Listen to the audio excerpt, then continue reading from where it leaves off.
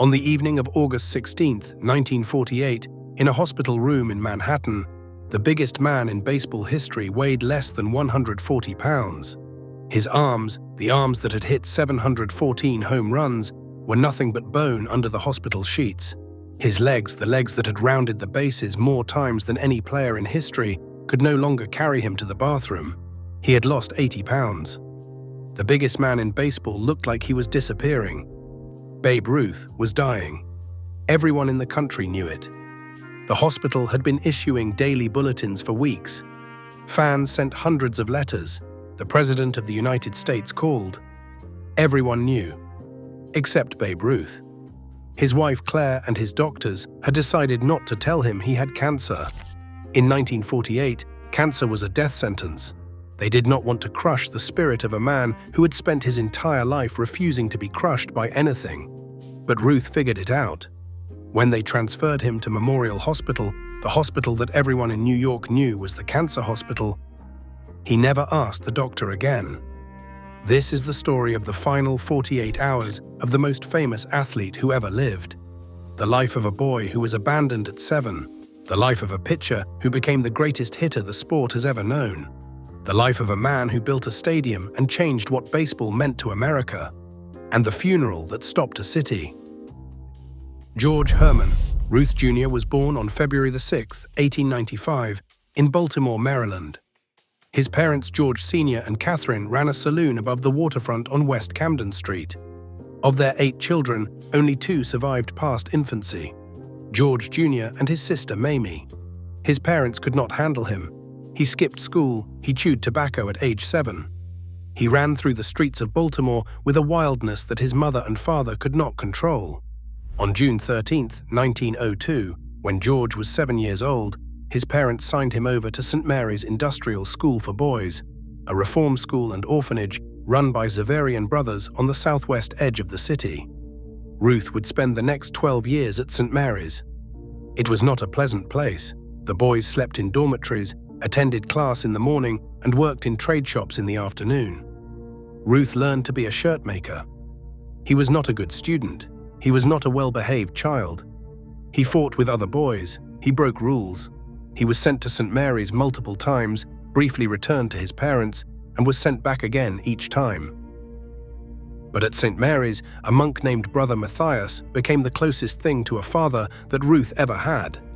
Matthias was 6 feet 6 and over 250 pounds, a giant of a man who commanded respect without raising his voice.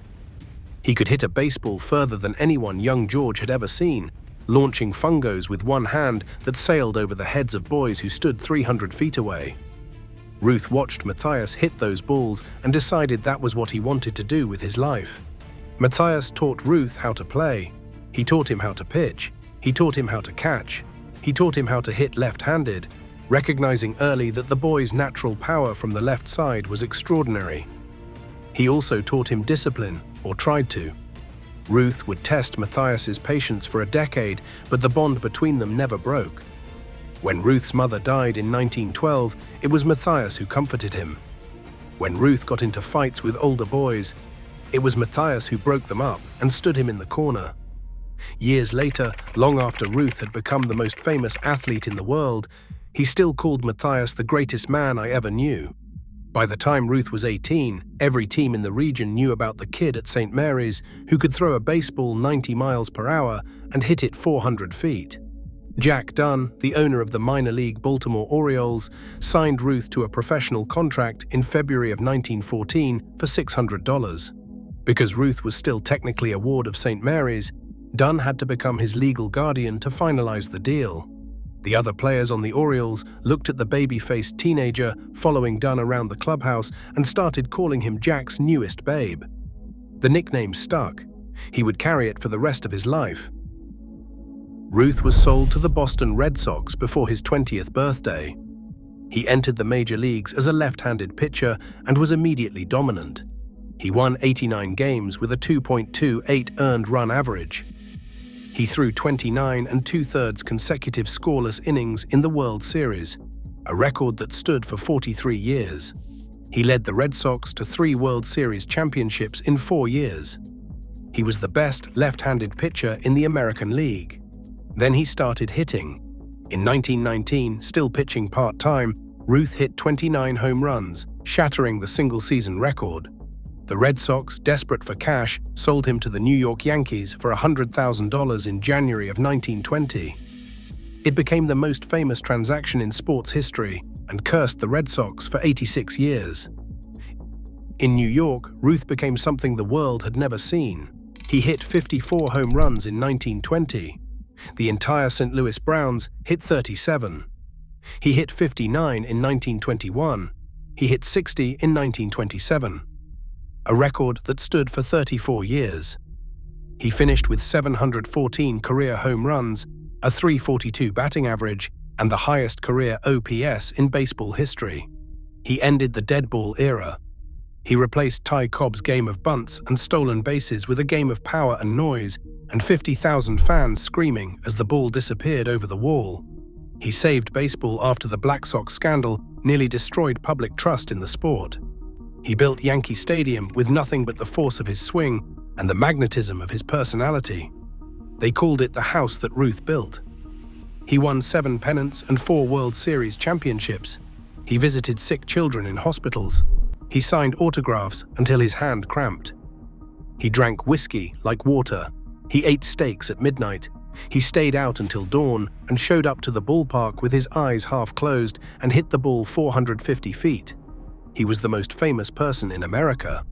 More famous than the president. More famous than any movie star. He was Babe Ruth, the Sultan of SWAT, the Bambino, the King of Crash.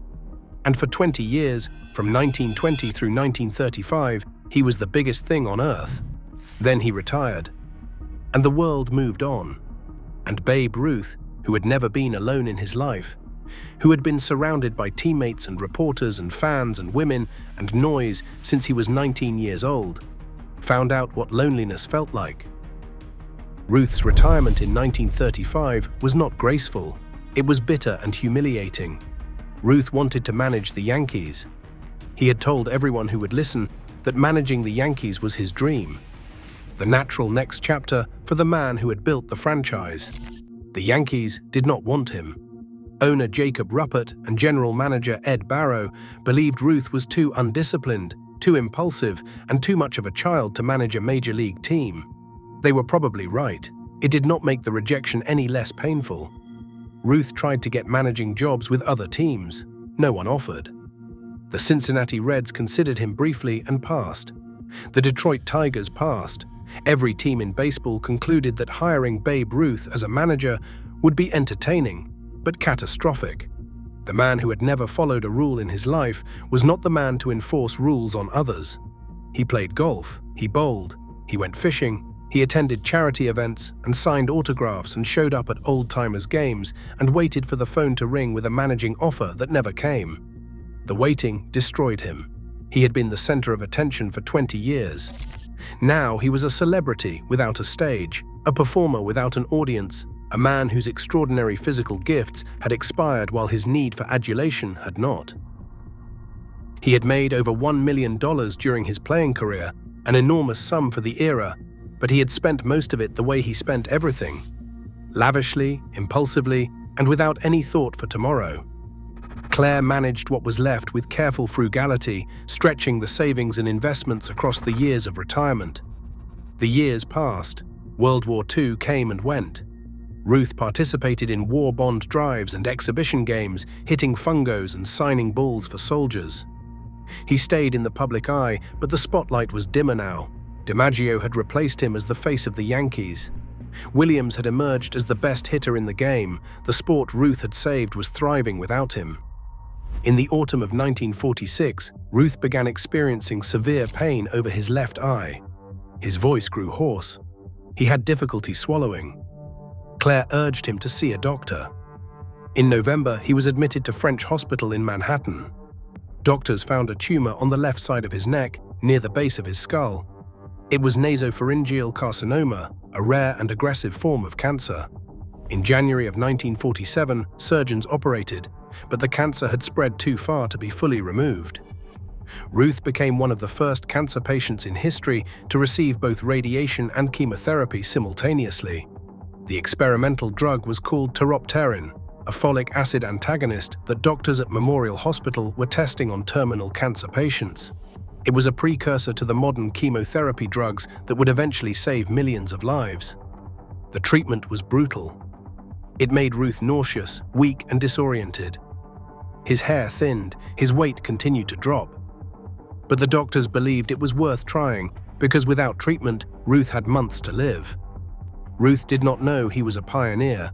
He did not know he was helping to advance medical science. He did not know that the drugs flowing through his veins would one day become the foundation of modern oncology. He just knew he was sick and that the treatments made him sicker. He was discharged in February of 1947, 80 pounds lighter than his playing weight. His face, once round and full, was drawn and angular. His famous belly, the belly that sports writers had mocked for 2 decades, was gone. He went to Florida to recuperate and for a few months seemed to improve. The cancer was in remission. He gained some weight back. His voice recovered slightly from a whisper to a hoarse croak. He dared to hope. Maybe the treatments had worked. Maybe Babe Ruth could beat this the way he had beaten every pitcher who had ever tried to stop him. On April 27, 1947, the Yankees held Babe Ruth Day at Yankee Stadium. 58,339 fans filled the ballpark. The event was broadcast by radio to every major league park in the country simultaneously, the first time that had ever been done. Fans in Chicago, St. Louis, Boston, Philadelphia, and every other baseball city in America stopped what they were doing and listened. Ruth stood at home plate in his camel haircoat, his voice reduced to a hoarse rasp by the cancer and the radiation. He thanked the fans. He thanked baseball. He thanked the game that had given a reform school kid from Baltimore everything he ever had. He spoke for only a few minutes because his voice could not hold out any longer. The crowd roared for him the way they always had, but the man at the microphone was not the Babe they remembered. He was thinner than anyone had ever seen him. He was slower. He was fragile in a way that Babe Ruth had never been fragile. The man who had seemed indestructible was visibly, unmistakably, heartbreakingly mortal. For the next year, Ruth's health fluctuated. Good days and bad days. Weeks where he felt strong enough to play golf and attend events, followed by weeks where he could barely leave his apartment at 345 West 88th Street, the building where he had lived since the early 40s with a view of General Grant's tomb across Riverside Drive. On June 13, 1948, Ruth returned to Yankee Stadium for the last time. It was the 25th anniversary of the stadium's opening, and the Yankees brought back the surviving members of the 1923 team, the first team to play in the house that Ruth built. Wally Pipp was there, Joe Dugan was there, Bob Musil, Mark Koenig, Waite Hoyt. The old Warriors lined up along the baselines and waved to the crowd. The names of the dead were read aloud: Lou Gehrig, Miller Huggins, Urban Shocker, Tony Lazzeri. Taps played through the loudspeakers. The stadium fell silent. Then Mel Allen, the public address announcer, called out the final name, the name everyone had been waiting for. Babe Ruth emerged from the dugout. He was wearing his old Yankees uniform, the number 3 on his back. He was 53 years old and so weakened by cancer that he could not walk without assistance. He had borrowed a bat from Cleveland first baseman Eddie Robinson, not to hit with, but to lean on. He used it as a cane. He moved slowly toward home plate, one careful step at a time, the bat taking his weight with every stride. Sports writer W.C. Hines wrote that Ruth walked out into the cauldron of sound he must have known better than any other man. 49,641 fans were on their feet, cheering, weeping, calling his name. At home plate, 80-year-old Ed Barrow, the former Yankees general manager who had managed Ruth with the 1918 Red Sox, embraced him. Ruth stepped to the microphone and spoke briefly. The cancer had reduced his once booming voice to a whisper that the microphone could barely amplify. Most of the crowd could not hear what he said. They did not need to. They had come to see him. They had come to say goodbye. Behind home plate, a 33-year-old photographer from the New York Herald Tribune named Nat Fain made a decision that would produce the most famous sports photograph ever taken.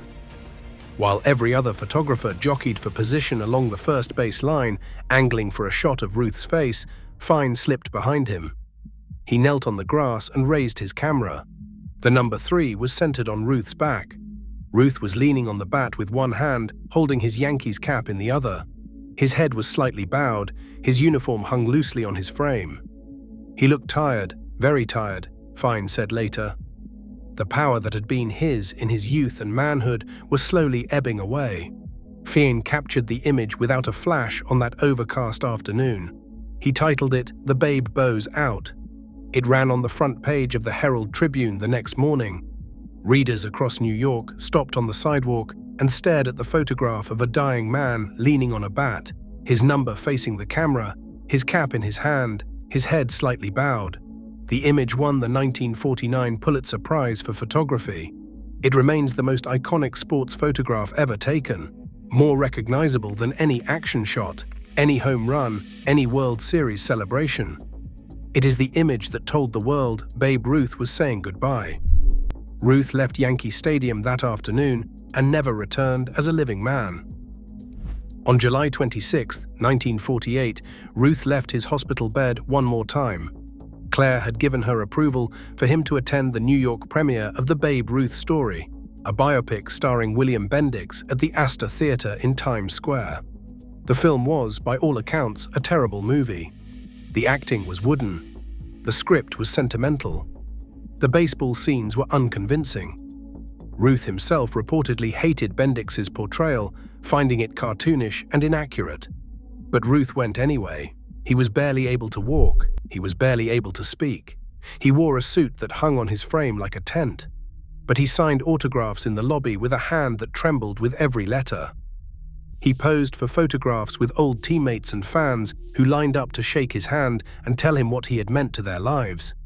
He smiled for the cameras because that is what Babe Ruth did. He had been smiling for cameras since he was 19 years old, and he was not going to stop now. He made it about halfway through the film before the pain and exhaustion overwhelmed him. Claire signaled to his handlers, and Ruth was quietly escorted out of the theater and driven back to Memorial Hospital. The audience barely noticed he had left. Most of them never saw the Babe again. It was the last time the public ever saw Babe Ruth alive. He died 3 weeks later, never having seen the film's wide release. Back at Memorial Hospital, Ruth's condition deteriorated rapidly. He received hundreds of letters and well-wishing messages from across the country. President Harry Truman called personally. Claire sat beside his bed and helped him respond to the letters, reading them aloud and writing his replies in her own hand because his fingers could no longer hold a pen. Scores of reporters and photographers gathered outside the hospital around the clock, waiting for news. The hospital issued daily bulletins, still critical, holding his own. No change, only a handful of visitors were allowed to see him in those final weeks. One of them was Ford Frick, the president of the National League and a future commissioner of baseball. Frick had been Ruth's ghostwriter during the 20s, co-authoring newspaper columns under Ruth's name. They had been friends for nearly 30 years. Frick visited on August 15th, the day before Ruth died. He was devastated by what he saw. Ruth was so thin it was unbelievable, Frick said years later. He had been such a big man, and his arms were just skinny little bones, and his face was so haggard. The final 48 hours of Babe Ruth's life began on August 14th, 1948. Ruth was bedridden at Memorial Hospital, the cancer facility at 1275 York Avenue on the Upper East Side of Manhattan. He had been there for nearly 3 weeks, since shortly after the movie premiere. The cancer had spread from his throat into his lungs and through his lymphatic system.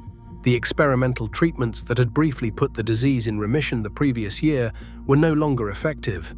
His body, the body that had once been the most powerful instrument in sports, was shutting down. The room was quiet. Claire was at his side, as she had been for months. She read to him. She helped him eat what little he could swallow. She screened his visitors and his mail, shielding him from the worst of the news while letting through the messages of love and support that arrived by the bagful every day. She had been his protector since their marriage in 1929, managing his money, managing his schedule, managing his appetites. Now she was managing his death. Their adopted daughters Dorothy and Julia visited when they were allowed. Dorothy was Ruth's biological daughter from an affair during his first marriage. Julia was Claire's daughter from her first marriage. Both women were adults now, and both understood that the visits were becoming farewells. Outside the hospital, scores of reporters maintained a round-the-clock vigil. Photographers with bulky cameras waited on the sidewalk. Radio journalists filed reports every few hours.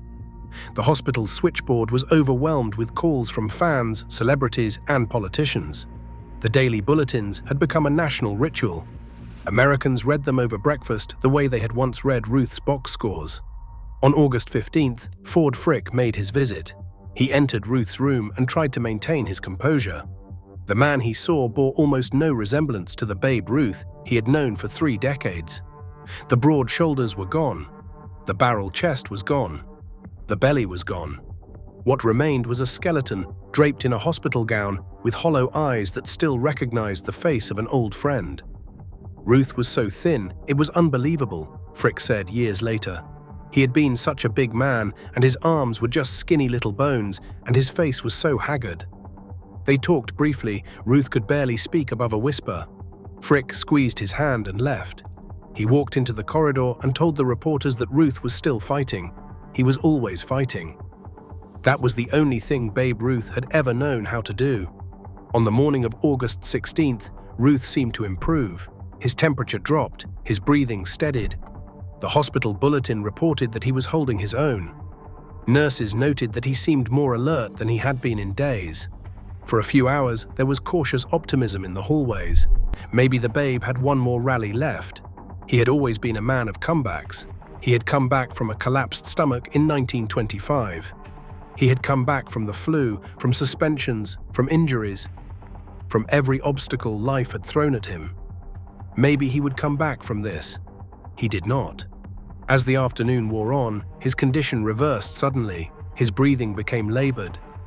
His fever spiked. The color drained from his face. The doctors and nurses moved with quiet urgency, adjusting equipment, checking monitors, doing what they could in a decade when what they could do was almost nothing. Reverend Thomas Kaufman arrived to administer the last sacrament. Ruth had been raised without formal religion, but he had converted to Catholicism when he married his first wife Helen in 1914. Despite a lifetime of behavior that would have tested the patience of any saint, he had maintained his faith in his own way.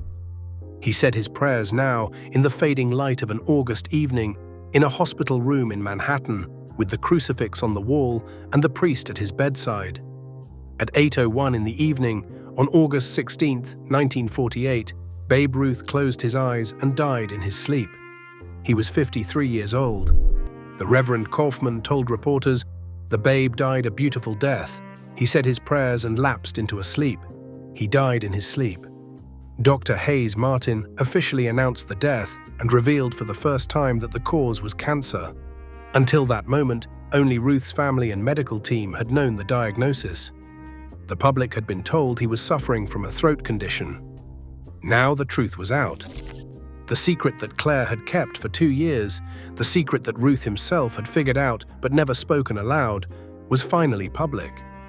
The biggest man in baseball had been killed by a disease that even his enormous spirit could not defeat. What happened next was unlike anything the country had ever seen for an athlete. Ruth's body was taken to the Universal Funeral Chapel on Lexington Avenue, where it was prepared for viewing. Then, on August 17th, it was moved to the place where it belonged, Yankee Stadium. The house that Ruth built became the house where Ruth lay in state. His casket was placed in the main entrance of the stadium, the grand rotunda where fans had streamed through the turnstiles for 25 years to watch him play. The doors were open to the public, and the people came. For 2 days, August 17th and 18th, more than 100,000 mourners filed past the casket. The line stretched for blocks down River Avenue and Jerome Avenue, wrapping around the concrete walls of the stadium that Ruth's swing had paid for. Men in business suits stood beside boys in dungarees.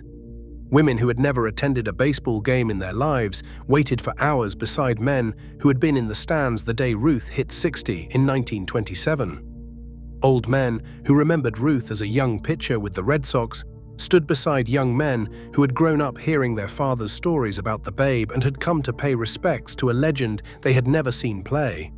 They waited for hours in the brutal August heat, the temperature in the high 80s, the humidity thick enough to chew. Nobody complained. Nobody left the line. This was Babe Ruth.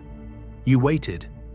Some mourners wept as they passed the casket. Some crossed themselves. Some simply stood and stared, unable to reconcile the stillness of the body in front of them with the explosive, joyful, impossibly alive man they remembered. One reporter wrote that the silence inside the stadium was the loudest thing he had ever heard. Yankee Stadium, the place where Babe Ruth had lived louder than anyone, was completely, reverently quiet. On August 19th, the funeral mass was held at St. Patrick's Cathedral on Fifth Avenue in Manhattan. Francis Cardinal Spellman, the Archbishop of New York, presided over the service. 6,000 mourners filled the cathedral, including politicians, celebrities, athletes, and ordinary fans who had arrived before dawn to secure a seat.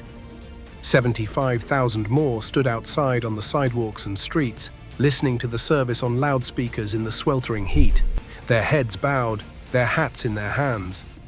The pallbearers included Joe Dugan and Waite Hoyt, Ruth's old teammates from the 1920s dynasty, the men who had stood beside him during the greatest years of Yankee baseball. As they carried the heavy casket down the cathedral steps in the blazing August sun, sweat pouring down their faces, their dark suits soaked through, Dugan leaned over to Hoyt and whispered, "I would give $100 for a beer." Hoyt whispered back, "So would the Babe." It was the most perfect eulogy anyone could have delivered for George Herman Ruth. Two old friends carrying their dead teammate through the heat, making exactly the kind of joke that the Babe himself would have made. No formality, no pretension, just a man who wanted a cold beer on a hot day and a friend who knew that the man in the casket would have wanted one too. Ruth was buried at Gate of Heaven Cemetery in Hawthorne, New York, a quiet town in Westchester County about 30 miles north of Manhattan. It was a peaceful place, far from the noise of Yankee Stadium and the crowds that had defined his life. Claire maintained his grave until her own death on October 25, 1976. She was buried beside him. In the weeks following Ruth's death, tributes poured in from around the world.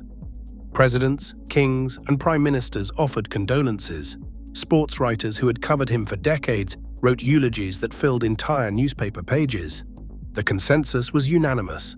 Baseball had lost not just its greatest player, but its greatest personality. The man who had single-handedly transformed the sport from a niche American pastime into a national obsession. The country mourned Babe Ruth the way it mourned presidents and generals, because in many ways, Ruth had been more influential than most presidents. He had not signed legislation or commanded armies or negotiated treaties. He had done something arguably more lasting and more democratic. He had given an entire nation, rich and poor, young and old, immigrant and native-born, a reason to go to the ballpark, to turn on the radio, to open the morning newspaper, to care about something larger than their own lives during some of the hardest decades in American history. He did it during the Roaring '20s when the country was drunk on prosperity and needed a hero who could match its appetite for excess. He did it during the Great Depression when the country was broken and millions of people were out of work and needed a reason to believe that something joyful still existed. He did it during World War II when the country was at war and needed a reminder of what it was fighting to preserve. And he did it by being exactly who he was, not by pretending to be something he was not by following rules or setting a proper example or behaving the way society expected its heroes to behave. He did it by gripping the bat at the end and swinging as hard as he could, by eating 3 steaks for dinner and washing them down with bootleg whiskey, by visiting sick children in hospitals on his day off and signing every autograph until his hand cramped, by being the most joyful, the most excessive, the most unapologetically alive human being the 20th century ever produced. 714 home runs, a .342 batting average, 7 pennants, 4 World Series. The stadium he built, the sport he saved, the game he changed forever. The final 48 hours of Babe Ruth's life were quiet. The loudest man in baseball history spent his last 2 days in a hospital room on the Upper East Side of Manhattan, surrounded by his wife, his daughters, and the silence of a body that had finally run out of the enormous, reckless, magnificent energy that had powered it for 53 years. He died the way nobody expected him to die, quietly, in his sleep. Without a sound, the man who had lived louder than anyone, who had hit more home runs and drunk more whiskey and signed more autographs and filled more stadiums than seemed humanly possible, slipped away in the dark of an August evening as if he were simply going to sleep after one last very long day. Then 100,000 people came to Yankee Stadium to say goodbye. Then 75,000 stood outside a cathedral in the August heat. Then a nation mourned a man who had made them feel, even if only for a few hours on a summer afternoon, that anything was possible. The Babe died a beautiful death, the Reverend said. He lived a louder one. Like and subscribe for more baseball documentaries. Until next time.